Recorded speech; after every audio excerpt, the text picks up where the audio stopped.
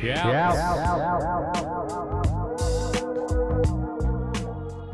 you've had a crazy year. Not only did you move, but we all went through COVID. Yes. Right. But right before, it was right before it was like COVID. Literally 2 weeks before. Yeah. You had a major wrist surgery. And I think we talked about it last time. Mm-hmm. Yeah. That it was coming up. Yes, it was. It was right before, I think. Yeah.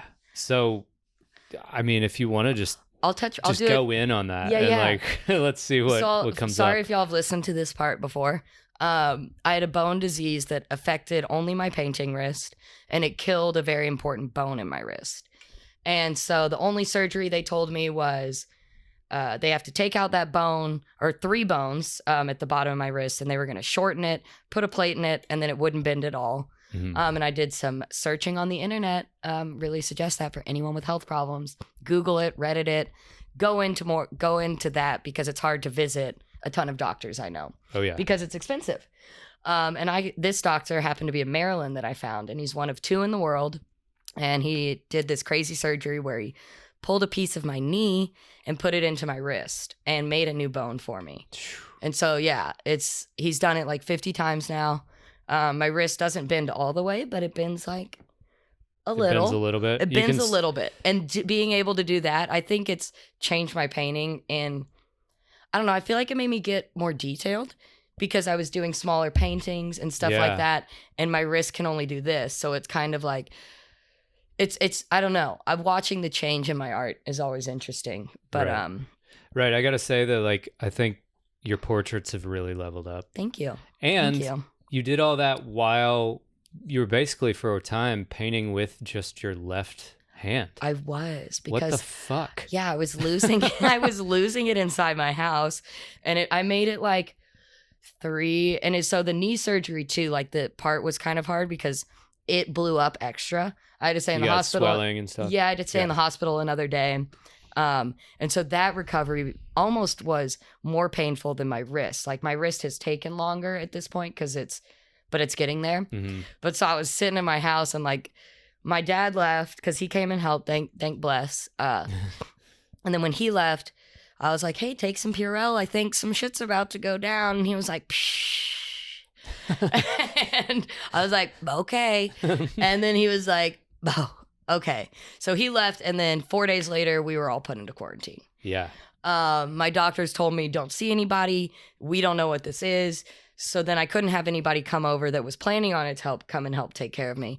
So no one could come. So you were going to have physical therapy, but then you couldn't? Well, no, friends couldn't come and cook for me. So my friends were going to come by. Crystal came by a couple times, but then her roommate kind of started to be, in my eyes, a little irresponsible, because I just didn't know. We didn't know what it was doing. Right. And my immune system was super low. Right. And my doctors were like, "Don't see anybody." So for the majority of it, I was by myself, hobbling around without being able to use the right side of my body. And that's a lot, for sure. I was still mentally dealing with that, for sure. What, maybe not what, but how did you force yourself to paint with your left hand? That sounds like kind of the most tedious and just difficult things I could think of doing. So was it to keep you mentally sane, or? So I started before anything, because my right hand was donezo anyway. I actually, a video popped up on my phone recently, which I didn't even know. I've kind of forgot I had started doing it. But I posted some video to Instagram that popped up, and I was like, "I'm trying," and it was really shit. Yeah.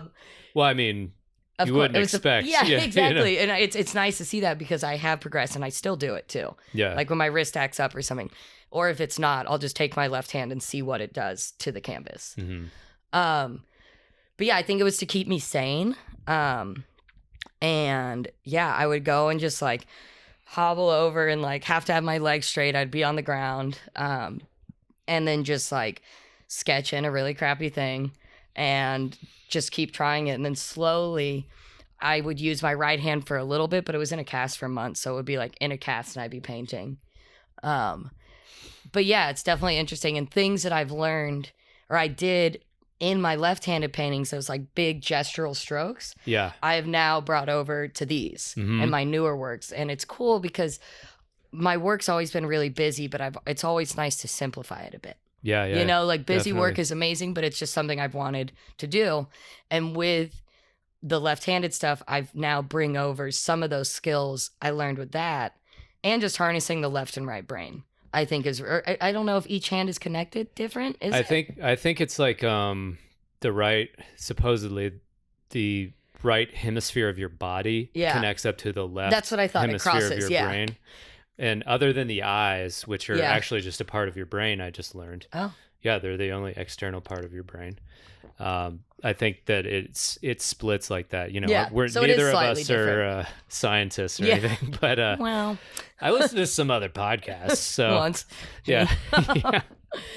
But yeah, I think also I think that I'm pretty sure this is true. Like the left hemisphere is about language and rational thought and logic, and then the right is the creative, free thinking, Okay. non-linear part of your brain. And I always thought the opposite, which very probably means I'm true or wrong. I mean, and you're Oh, right. Yeah. okay. So I bet you're right. Yeah. But it was cool to see the different things that my left hand did. And I'm going to Yeah. be doing a workshop with Mike Dempsey, actually, Madhouse Art. Shouts. And When is that? It's August? in August 19th to the 22nd Sweet. in Colorado at a beautiful hemp farm. And I'm going to be talking about all this because I think it was a super cool thing. Kaya, sorry, my dog. No, it's okay. Sweet. You know what? She'll figure it out. Hopefully she doesn't knock over the I've got a sweet blind tripod. dog that Kaya sit. Okay. It's all right. I've got she's very smart. She is. Sorry about that, y'all. She got up, but she remembered where everything was, even though Good we moved girl. it.